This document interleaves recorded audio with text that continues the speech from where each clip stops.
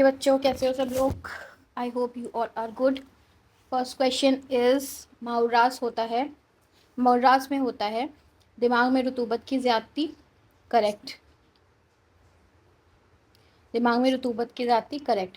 जागूद दिमाग होता है दिमाग का बिछ जाना या दब जाना। इनकरेक्ट। दिमाग की साख्त का बढ़ना इज़्म दिमाग होता है, शदीद दर्द नहीं होता। इस्तिस्का दिमाग भी करेक्ट। दिमाग व नुखा में वर्म के बाद सख्ती। इनकरेक्ट। तो A and E B is the correct option. इज़्म रास क्या होता है? यानी दिमाग की साख्त का बढ़ जाना। ठीक है। तज़अज़ी दिमाग का झटका यानी दिमाग का हिलना। ज़िक्तुल दिमाग जो होता है दिमाग का भिज जाना। इर्तियाश विरासी भी क्या होता है? नुखा दिमागी और खाकी जौहर की सख्ती।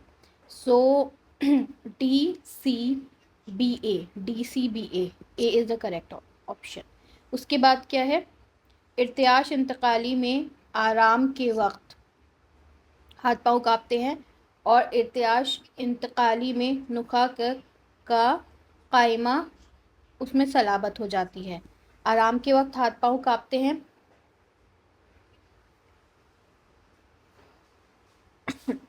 करेक्ट। और ये भी correct. Both statements are true.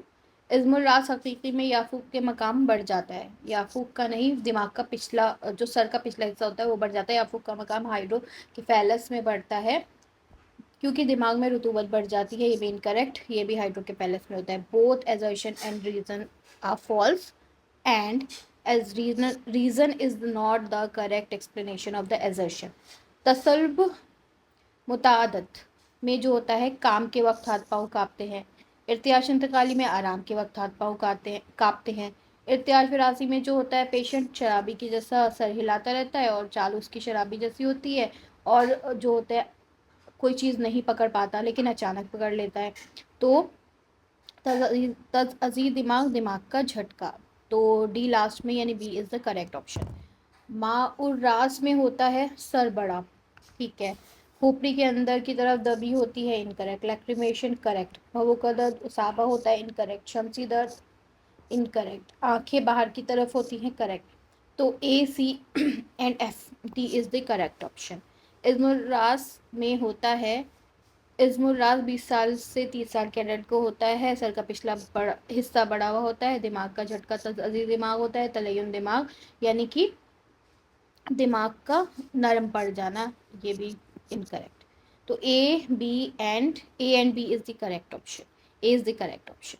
तज़अज़ी दिमाग में खफीफ में डेथ होती है। इनकरेक्ट क्योंकि इसमें सदर बेहोशी होती है। तज़अज़ी दिमाग शदीद में डेथ होती है तो उल्टा है। तो बोथ आर फॉल्स। जागूद दिमाग जो होता है खोपड़ी की हड्डी दबने से होता है। करेक्ट। उसके बाद जो है नुखा के कायमा में सलाबत होने की वजह से क्या होता है? हजाल जहरी जिसको इर्तियाश इंतकाली कहते हैं। C correct. विरासी जो होता है विरासत में मिलता है, बाय बर्थ होता है। तो ये इनकरेक्ट है। So moving towards the theory part for today. So बच्चों, the first topic for today is इम्तिला दिमाग। इम्तिला का मतलब होता है कलेक्ट हो जाना, भर जाना, किसी जगह पे जो है खून का जमा हो जाना। तो सिंपल सी बात है, इम्तिला का मतलब होता है जमा हो जाना यानी कलेक्ट हो जाना, कलेक्शन। और दिमाग का मतलब है कहाँ पे इकट्ठा हो रहा है? दिमाग में ही इकट्ठा हो रहा है। दिमाग की अक्षिया और दिमाग में जब खून इकट्ठा हो जाता है तो उसको बोलते हैं इम्तिला दिमाग। अब देखो क्या प्रॉब्लम्स आती है अगर दिमाग में जो है या दिमाग की अक्षिया में गशा में या जो उसकी मैनेजेस होती हैं उसके अंदर खून इकट्ठा हो जाएगा तो प्रॉब्लम्स क्या क्या आएंगे और कहाँ से स्टार्ट होगी? ये इम्तिला होना कहाँ से स्टार्ट हो रहा है? तो हम इसकी एक तरीके से पैथोफिजियोलॉजी या कॉज पढ़ते हैं। सबसे पहले जब आसाब मुहर्रिका यानी मोटर नर्व्स, मुहर्रिका मतलब मोटार जो नर्व्स होती हैं वो मफलूज हो जाती हैं। ठीक है। तो जब आसाब जो होती हैं मुहर्रिका या मोटर नर्व मफलूज हो जाती है तो शरेयान दिमागी है यानी कि जो आर्टरीज़ हैं दिमाग के लिए, सेरेब्रल आर्टरीज़ जो हैं वो कमज़ोर हो जाएंगी। उसके तबकात यानी कि उसकी जो जो क्या बोलते हैं लेयर्स हैं, ठीक है, डिफरेंट एंडोथेलियम और जो जितनी भी लेयर्स हैं उसकी तबकात की ऑब्वियसली जो ब्लड वेजल्स होती हैं वो सिंगल लेयर से तो नहीं बनी होती, मल्टीपल लेयर से बनी होती है, हमको पता है। तो अब क्या होंगे, उसके तबकात या उसकी जो लेयर्स हैं, जो उसकी जो कवरिंग्स हैं, वो डैमेज हो जाएंगी, कमज़ोर हो जाएंगी। और जब कमज़ोर हो जाएंगी, क्योंकि क्या है ना, देखो मान लो ये ब्लड वेजल है, ब्लड वेजल्स को भी नर्व ही सप्लाई करती है। जब जो मोटा नर्व्स है वो कमज़ोर हो गई, वो उसमें डिफेक्ट हो गया, वो मफलूज हो गई, फालिज हो गया उसके अंदर, तो वो क्या है, सप्लाई नहीं कर पाएंगी या कंडक्शन नहीं कर पाएंगी, वो नर्व मैसेज सिग्नल नहीं लेके जा पाएंगी किस तक, शरेआन तक, यानी कि आर्टरीज तक, सेरेब्रल आर्टरीज तक। जब सेरेब्रल आर्टरीज तक सिग्नल नहीं जाएगा तो वो क्या करेंगी, कमज़ोर होकर फैल जाएंगे उसके तबकात, यानी क्या हो जाएगा, शन हो जाएगा, डायलिटेशन या डायलेशन हो जाएगा किसका, शरेयान का। और जब शरेयान डायलेट हो जाएंगे यानी कि फैल जाएंगे, तो उसमें ऑब्वियसली खून ज़्यादा आएगा। जब खून ज़्यादा आएगा तो खून जमा हो जाएगा, दिमाग में खून जमा होने लगेगा। सिंपल सी बात है, जो दिमाग की शरेयान है वो फैल रही हैं, ठीक है। अब कोई भी वेजल या कोई भी चीज़ फैल गई है, अपनी शेप से ज़्यादा फैल गई है, तो उस वजह से क्या होगा, उसमें फ्लूइड या खून ज़्यादा आएगा। जब खून ज़्यादा आएगा तो फिर वो इकट्ठा होने लगेगा, है ना, क्योंकि जितना ज़्यादा आर्टरी से खून आएगा उतना वेन से खून तो बाहर नहीं जा रहा ना। जब वेन से खून बाहर नहीं जा रहा तो खून इकट्ठा हो जाएगा, वहाँ पे जमा हो जाएगा, क्योंकि ड्रेनेज इतनी ज़्यादा है नहीं। तो सिंपल सी बात है कि इम्तिला खून की वजह से क्या होता है, शरेयान वीक हो जाती है, शरेयान के तबकात कमज़ोर हो जाते हैं और उसमें खून ज़्यादा से ज़्यादा जमा हो जाता है। और स्टार्टिंग कहाँ से होती है, मोटा नर्व्स यानी कि आसाब महरिका से होती है। तो हम इसको बहुत ज़्यादा अब दोबारा से पढ़ लेते हैं। इम्तिला दिमागी का मतलब ये होता है दिमाग की अक्षिया में खून का जमा हो जाना, दिमाग या दिमाग की अक्षिया यानी मेनिनजिस के अंदर खून का जमा हो जाना। और खून का जमा हो जाना, मोटा नर्व्स या आसाब महरिका कमज़ोर हो जाएंगी, कमज़ोर होने की वजह से या फालिज होने की वजह से क्या है, उसके तबकात भी कमज़ोर हो जाएंगे, तबकात कमज़ोर हो जाएंगे शरेयान के, तो फैल जाएगी, फैलने की वजह से ऑब्वियसली वहाँ पे खून ज़्यादा आएगा या खून ज़्यादा जमा हो जाएगा। इस टॉपिक में हमने बहुत ज़्यादा टाइम ले लिया, हालांकि इतना ज़्यादा टाइम टेकिंग कॉन्सेप्ट नहीं था। The second topic for today is ज़ौफ़ ज़ौफ़ दिमाग, दिमाग का ज़ईफ़ हो जाना, दिमाग का ज़ौफ़ हो जाना या फ़िक्रुत दिमाग।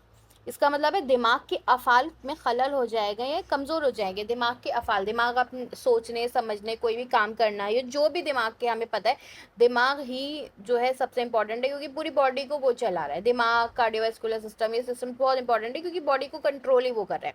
तो दिमाग के अफ़ाल कमज़ोर हो जाएंगे, उसमें ज़ौफ़ का मतलब ज़ईफ़, ज़ईफ़ यानी कि कमज़ोर हो जाना, दिमाग के अफ़ाल में खलल हो जाएगा, या फ़िक्रुत दिमाग, दिमाग कमज़ोर हो जाएगा। अब ये किस वजह से होता है, अगर दिमाग तक खून अच्छा पहुंच रहा है, ब्लड सप्लाई किसी भी ऑर्गन की अच्छी है, तो वो अपना काम अच्छे से करता है।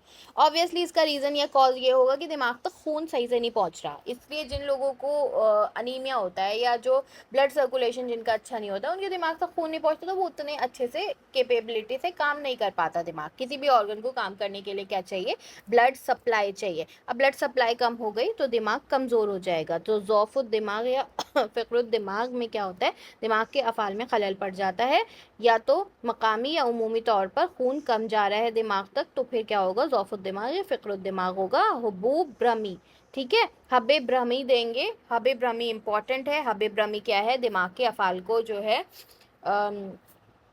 दिमाग के अफ़ाल की कमज़ोरी को दूर करती है। तो हबे ब्रह्मी इसका ट्रीटमेंट है, ठीक है। तो ज़ौफ़ुद दिमाग का मतलब है दिमाग के अफ़ाल का ज़ईफ़ हो जाना, क्योंकि खून कम पहुंच रहा है, या फ़िक्रुत दिमाग भी इसे बोलते हैं। और जो होता है दिमाग तक जब खून खून या मकामी, क्योंकि देखो दिमाग के हर पार्ट के अलग फंक्शन है, तो मकामी तौर पर भी दिमाग कमज़ोर हो सकता है, या कि उसके कुछ फंक्शंस अफ़ाल कमज़ोर हो गए हैं और बाकी अफ़ाल ठीक है, या उमूमी पूरे तौर पर ब्लड सर्कुलेशन पे डिफेक्ट हो सकता है। इल्का, ये एक्स्ट्रा में, इल्का कहते हैं उरूक के सुद्दे। उरूक में ऑब्स्ट्रक्शन जब हो जाती है, सुद्दे का मतलब ऑब्स्ट्रक्शन, उरूक में जब सुद्दे या ऑब्स्ट्रक्शन हो जाती है तो उसको बोलते हैं इल्का, ठीक है। दिमागी सुद्दे, अब देखो दिमाग में भी सुद्दे हो सकते हैं, दिमाग में ऑब्स्ट्रक्शन हो सकता है, क्यों, ऑब्वियसली दिमाग की जो सप्लाई है उसमें ब्लड सप्लाई है, आर्टरीज हैं, उनके अंदर ऑब्स्ट्रक्शन हो सकता है, सुद्दे हो सकते हैं। क्यों हो सकते हैं दिमाग के सुद्दे? क्योंकि अगर मान लो किसी वजह से वहाँ पे ब्लड आके जमा हो गया है या एक्यूमुलेट हो गया है, ठीक है, ब्लड, ये वेजल है, ठीक है, ब्लड वेजल है, सेरेब्रल आर्टरीज हैं, फिर उसकी आर्टीरियोल्स आती है, उसकी छोटी छोटी ब्रांचेस निकलती है, अगर वहाँ पे कहीं पे ऑब्स्ट्रक्शन हो गया है, ब्लड एक्यूमुलेट हो गया, इकट्ठा हो गया, तो ऑब्वियसली क्या होगा, दिमाग में सुद्दे हो जाएंगे, ऑब्स्ट्रक्शन हो जाएगी। तो रीज़न क्या है, असबाब इसका है, ये है दिमाग के अंदर खून मुंजबिद हो जाता है। खून अगर किसी वजह से खून के कुछ पार्टिकल्स या जो है वो इकट्ठे हो जाए, उसमें कोएगुलेशन हो जाए, ब्लड जो है कोएगुलेट हो जाए और एक वहाँ पे रुक जाए, तो ऑब्वियसली वेजल्स को ब्लॉक करेगा, है ना। तो उसको थ्रोम्बोसिस हमको पता है, थ्रोम्बिसिस को बोलते हैं तहसुर। क्या बोलते हैं? तहसुर, ठीक है, ये इंपॉर्टेंट है। तो किस वजह से होगा? थ्रोम्बोसिस, ठीक है। अब रीज़न क्या है? ब्लड सर्कुलेशन है, हार्ट से जो है ब्लड आ रहा है, खून आ रहा है, ठीक है।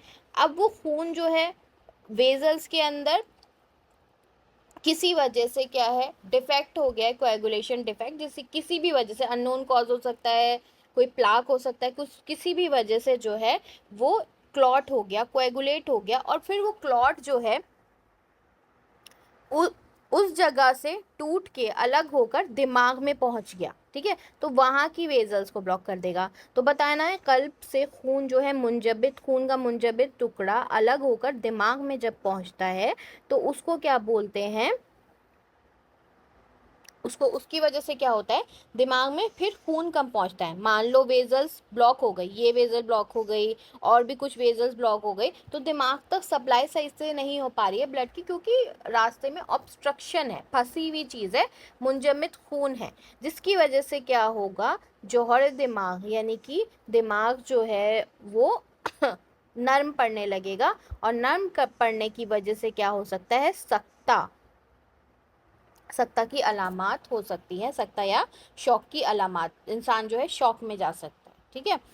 तो सिंपल सी बात है, दिमागी सुद्दे स्टार्ट कहाँ से हुआ, कहीं से भी, ब्लड सर्कुलेशन से या कल्ब से जो है मुंजमद खून आया और वो दिमाग की वेजल्स को ब्लॉक कर दिया उसने, मुंजमद खून ने वहाँ पे एक्यूमुलेट हो गया, जिसकी वजह से दिमाग तक ब्लड नहीं पहुँच पा रहा, ब्लड नहीं पहुँच पा रहा दिमाग तक, दिमाग की साख नर्म पड़ जाएगी, उसकी वजह से क्या होगा, सख्ता हो जाएगा, सख्ता की अलामत आएंगी। अब इसको थ्रोम्बोसिस को बोलते हैं तहसुर, ये हमें याद रखना है। बाकी सिंपल सी बात है, दिमागी सुद्दे, दिमागी सुद्दे का असबाब क्या होगा, थ्रोम्बोसिस या तहसुर होगा, जिसकी वजह से दिमाग की साख कमज़ोर हो जाएगी और सख्ता की अलामत हो सकती है। तो एंड इसका क्या होगा, सख्ता।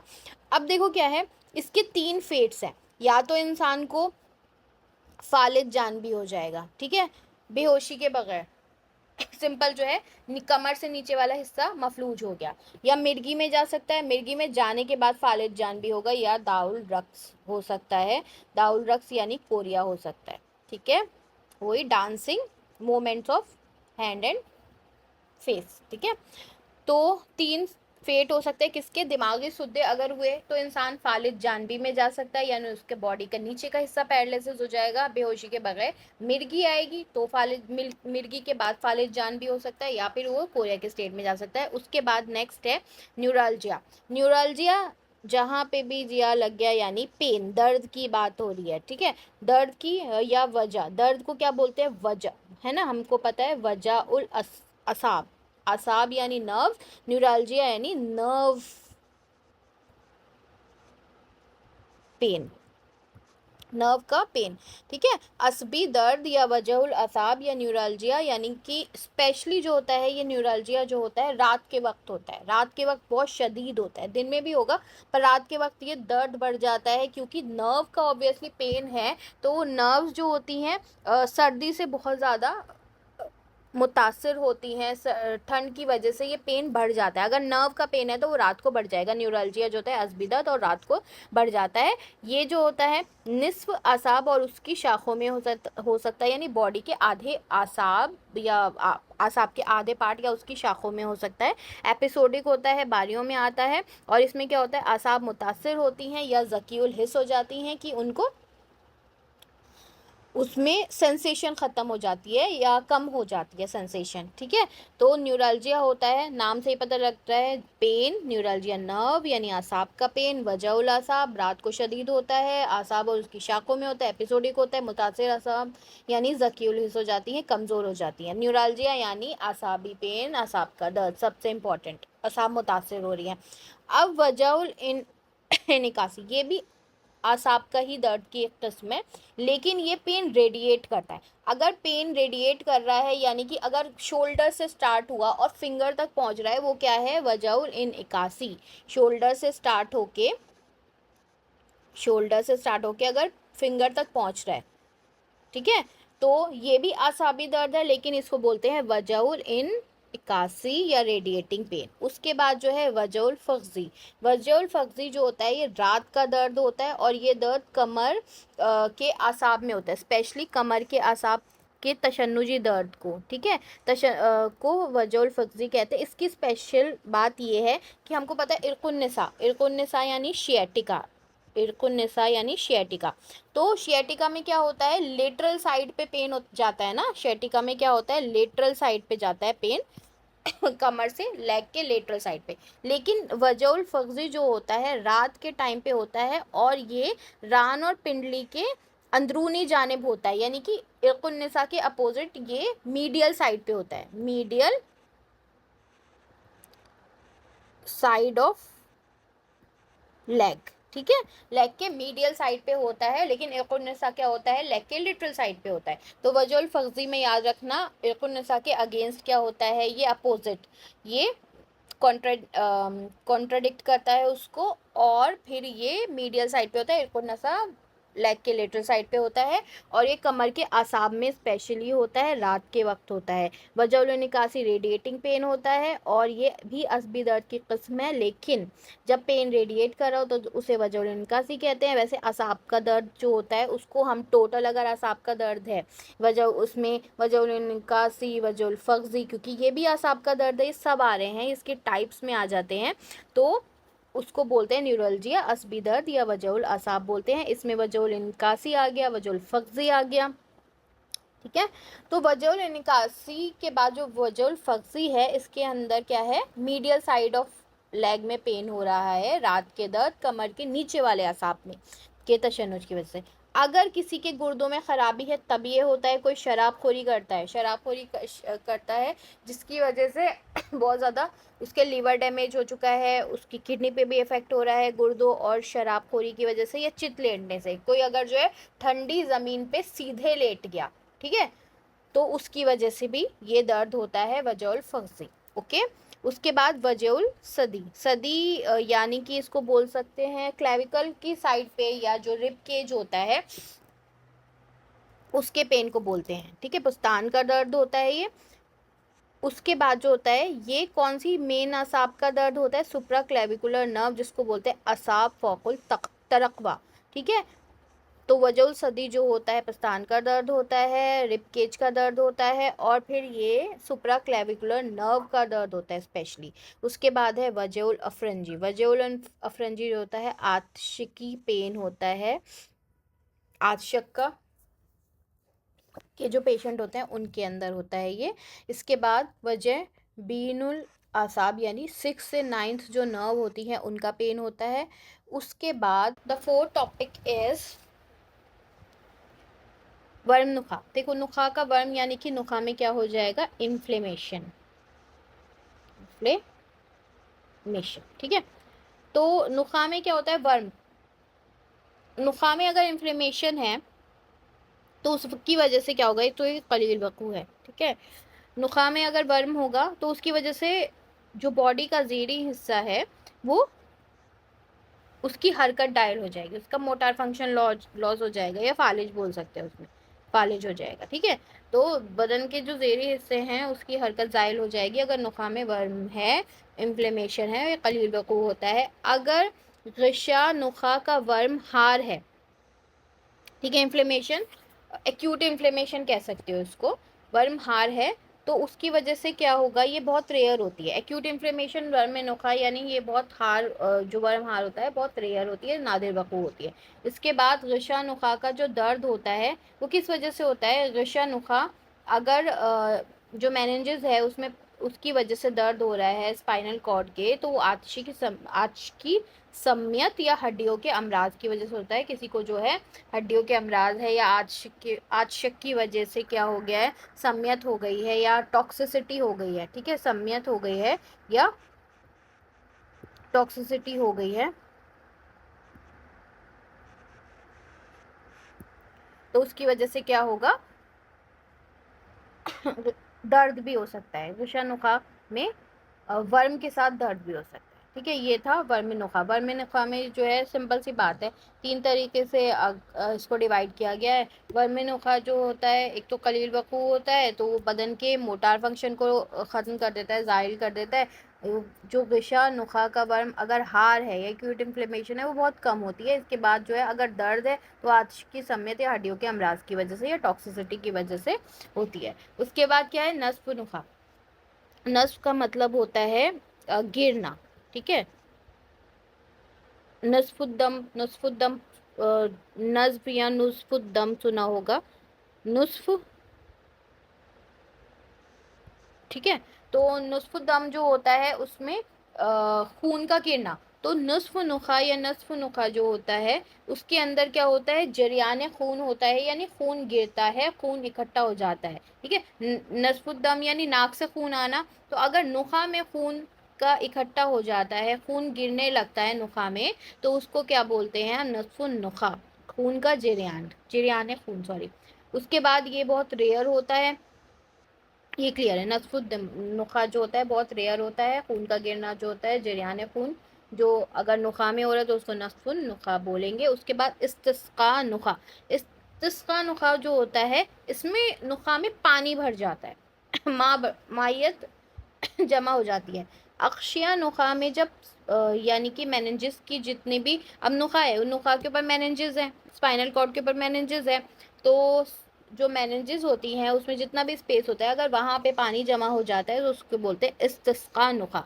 नस्फुन नुखा यानी जरियान खून, इस्तिस्का नुखा यानी कि मायत का जमा हो जाना। उसके बाद ये जो इस्तिस्का नुखा होता है वो किस वजह से होता है, बाय बर्थ होता है, स्पाइना बाइफिडा या सुल्ब मस्कूक की वजह से। स्पाइना बाइफिडा यानी कि रीढ़ की हड्डी जो होती है वो सही से नहीं बनती। बाय बर्थ अगर किसी बच्चे की रीढ़ की हड्डी सही से नहीं बनती, रीढ़ की हड्डी का पिछले वाला हिस्सा, ठीक है, आगे वाला हिस्सा पूरा है लेकिन पीछे वाली जो बोन्स है सही से नहीं बनी, जिसकी वजह से क्या होगा, स्पाइना बाइफिडा उसको बोलते हैं, बाय बर्थ डिफेक्ट होता है, इसको बोलते हैं हम सुल्ब मस्कूक, ठीक है। तो अगर यानी स्पाइना बाइफिडा होगा, रीढ़ की हड्डी सही से नहीं बनेगी, उनकी पीछे वाली हड्डी सही से नहीं बनी, तो ऑब्वियसली वहां पे जो मेनिंजेस होंगी वो मेनिंजेस के बीच में एक स्पेस हो जाएगा, बहुत ज़्यादा स्पेस हो जाएगा और वो बाहर की तरफ निकलने लगेंगी, है ना। जब बाहर की तरफ निकलने लगेंगी तो उसमें क्या होगी, मायत जमा हो जाएगी। तो जो सल्ब मशकूक या मस्कूक है उसमें जो फटी हुई रीढ़ की हड्डी है उसके अंदर क्या होगा, रीढ़ की पीछे की तरफ की जो बोन्स है मुकम्मल नहीं बनती, जिसकी वजह से खाली मकाम रह जाता है उस जगह पर, ठीक है, जहाँ पे रीढ़ की हड्डी नहीं बनी। जब खाली मकाम रह जाता है तो उस पे रुतूबत या मायत CSF ज़्यादा इकट्ठा होने लगता है। अब CSF के ज़्यादा इकट्ठे होने की वजह से जो झिल्लियाँ होती हैं वो बाहर की तरफ निकलने लगती हैं, ठीक है। और वो कैसी होती है, नारंगी शक्ल की होती है, ठीक है। स्पाइना बाइफिडा में क्या होता है, रीढ़ की हड्डी निकलने लगती है बाहर की तरफ और वो कैसी होती है, नारंगी शक्ल की होती हैं। और उसकी वजह से ही, क्योंकि स्पेस बहुत ज़्यादा होता है वहाँ पे, और जहाँ पे स्पेस ज़्यादा होगा वहाँ पे सेरिब्रोस्पाइनल फ्लूइड एक्यूमुलेट होने लगेगा जो मायत शक्ल का होता है। इसी वजह से इसको बोलते हैं सुल्ब मशकूक या स्पाइना बाइफिडा, फटी हुई रीढ़ की हड्डी। और ये फटी हुई रीढ़ की हड्डी की वजह से क्या होगा, खाली मकाम पर रुतूबत बाहर निकलने लगेगी, उसकी वजह से उस पर दबाव पड़ेगा झिल्लियों पर, वो भी बाहर निकल जाएंगी और वो नारंगी शक्ल की होगी। और इसकी वजह से ही क्या होगा, क्योंकि अक्षय नुखा में ज़्यादा पानी भर जाता है, ज़्यादा मायत भर जाती है, तो उसको इस्तिस्का नुखा कहते हैं। और ये बाय बर्थ होता है, ये स्पाइना बाइफिडा के साथ होता है या सुल्ब मशकूक के साथ ही होता है। चलो बुक से कोई रेड कर लेते हैं इसे। पहला टॉपिक है इम्तिला दम, इसको लास्ट पेज पे लिखा हुआ है तो देख लेना। इम्तिला दिमाग, ठीक है, लास्ट पेज पे लिखा हुआ है इसके। तो क्या होता है इसके अंदर, दिमाग में जो होता है खून की मकदार ज़्यादा बढ़ जाती है, खून जमा हो जाता है, तो उसको कहते हैं इम्तिला दम। दिमाग में मेहनत की ज़्यादती शरियान असाब मुहर्रिका मफलूज हो जाती है। दिमागी मेहनत जो ज़्यादा करते हैं उनकी जो होती है शरियान यानी मोटार नर्व जो होती हैं वो मफलूज हो जाती हैं, और फिर क्या होता है उसके तबकात कमज़ोर हो जाते हैं और खून ज़रूरत से ज़्यादा जमा हो जाता है। दिमाग की मेहनत ज़्यादा करने पे ये सारा होता है। उसके बाद क्या है, सेकंड टॉपिक था फ़क़रुद्दम, दिमाग या ज़ौफ़ दिमाग, यानी दिमाग का जो है कमज़ोर हो जाना, उसके अफ़ाल में खलल पड़ जाना, कमज़ोर हो जाना। दिमाग जो है कमज़ोर इस वजह से हो जाता है क्योंकि खून कम मकदार में वहाँ पहुँचता है। उसके बाद इसमें हबूब ब्रह्मी जो है इफ़ेक्टिव है, ट्रीटमेंट है इसका। उसके बाद थर्ड टॉपिक है दिमागी सुद्दे। दिमाग में जो है सुद्दे यानी ऑब्स्ट्रक्शन हो जाए ब्लड का, जो आर्टरीज़ हैं उनकी ऑब्स्ट्रक्ट हो जाएं ब्लड से, तो रूह के दिमाग में जो होता है खून मुंजमद हो जाता है, इस वजह से इसको जो है दिमागी सुद्दे बोलते हैं। और इन सुद्दों को क्या बोला जाता है, तहस्सुर या थ्रोम्बोसिस बोला जाता है। उमूमन जो होता है बच्चों और जवानों में क्या होता है वर्म बताना है कल्ब, यानी कि बताना है कल्ब में वर्म हुआ, इन्फ्लेमेशन हुई, वहाँ से मुंजमद खून का टुकड़ा कल्ब से जुदा होकर शरेआन दिमाग में पहुँच गया और वहाँ पे रुक गया या ऑब्स्ट्रक्ट हो गया। सुद्दा के सबब जो होता है अज्जा में खून कम पहुँचना, ठीक है। जो सुद्दा का सबब, जब अब ये सुद्दा हो जाते हैं, सुद्दे के सबब जो होता है आज़ा, यानी कि जो है दिमाग तक खून कम या बिल्कुल नहीं पहुंचता, और उससे क्या होता है दिमाग का जौहर नरम पड़ जाता है और उससे सक्ता की अलामात होती है। सक्ता जैसी अलामात होती है पर वो बेहोशी के बगैर और होती हैं, बेहोशी और बेखबरी नहीं होती, उसके अंदर बेहोशी के बगैर होती हैं ये। इसकी तीन फेट्स है, तीन अंजाम हैं। अगर बेहोशी होगी, बेहोशी के बाद अचानक फालिज जान भी हो जाएगा, मिर्गी होगी, मिर्गी होने के बाद जो है बदहवासी होगी और साथ में फालिज हो जाएगा, फालिज जान भी ही होता है।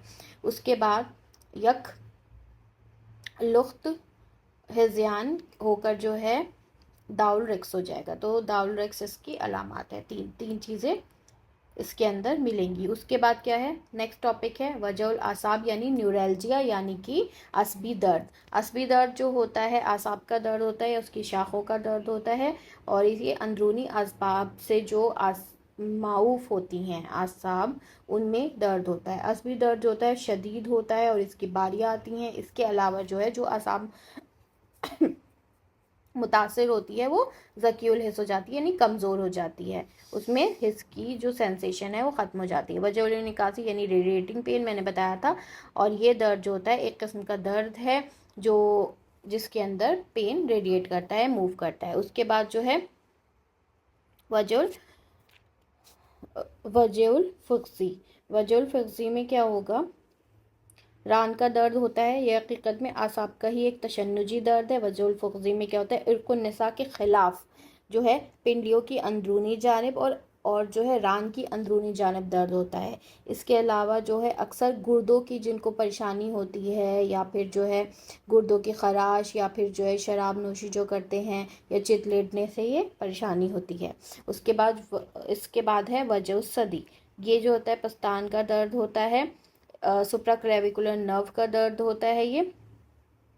अस्ब फ़ौकुल तरक़वा का दर्द होता है या उसकी शाख का दर्द होता है। इसके अलावा जो होता है ये औरतों में जो होता है शबाब से लेकर जो है 30 साल की उम्र तक होता है। नेक्स्ट टॉपिक है वरम नुखा। वरम नुखा जो है यानी इन्फ्लेमेशन, नुखा का इन्फ्लेमेशन हमने पढ़ा था।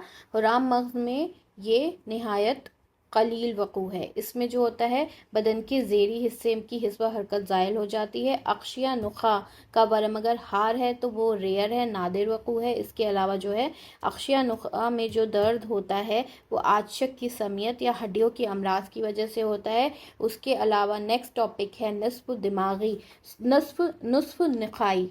नस्फ़ नुखाई का मतलब ये है कि जरियानुद्दम जो है, नुखा में जरियानुद्दम या खून का जरियान होना, ये भी रेयर है, नादिर वक़ू है। इस्तिस्का नुखा, जरियान जो है, जरियान की जगह अगर अक्षिया नुखा में जो है पानी या मायत इकट्ठी हो जाए तो उसको इस्तिस्का नुखा कहते हैं। इस्तिस्का नुखा जो होता है अक्सर पैदाइशी तौर पर होता है, और पैदाइशी तौर पर जो है होता है, उसके साथ क्या होता है, सल्ब सल्ब मशकूक भी होता है बच्चों में। सल्ब मशकूक क्या बताया था मैंने, स्पाइना बाइफिडा को बताया था। स्पाइना बाइफिडा जो होता है, इसके अंदर जो रीढ़ की हड्डी होती है वो फटी हुई होती है। इस हालत में जो होती है मोहरे या जो महरे या जो रीढ़ की हड्डी है उसके पिछले वाला हिस्सा मुकम्मल तौर पर नहीं बना हुआ होता, और इस वजह से क्या होता है, उसमें एक खाली जौफ होता है। खाली जौफ के अंदर जो होता है रुतूबत भर जाती है, और रुतूबत जब भर जाती है तो रुतूबत के दबाव की वजह से झिल्लियाँ भी बाहर आ जाती हैं। तो इसके बाद जो है, ये था स्पाइना बाइफिडा के बारे में। मैं आप बता देती हूँ इसको, एक बार पिक्चर दिखा देती हूँ स्पाइना बाइफिडा की। बाइफिडा की इसके अंदर आप लोग देख सकते हो कि क्या है, ये जो रीढ़ की हड्डी है वो पूरी तरीके से नहीं बनी है। जब रीढ़ की हड्डी पूरी तरीके से नहीं बनी है तो उसमें क्या हुआ, रीढ़ की हड्डी पूरी तरीके से नहीं बनी तो उसमें क्या हुआ,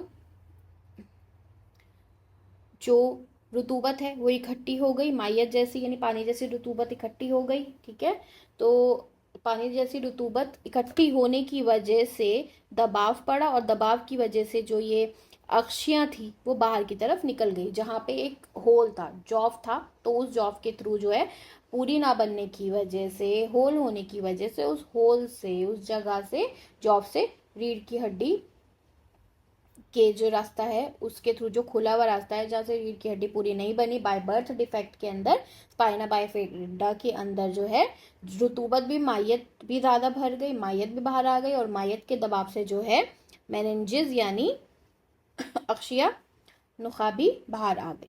okay, let's move towards the MCQ part and we will cover the next topic in the next lecture.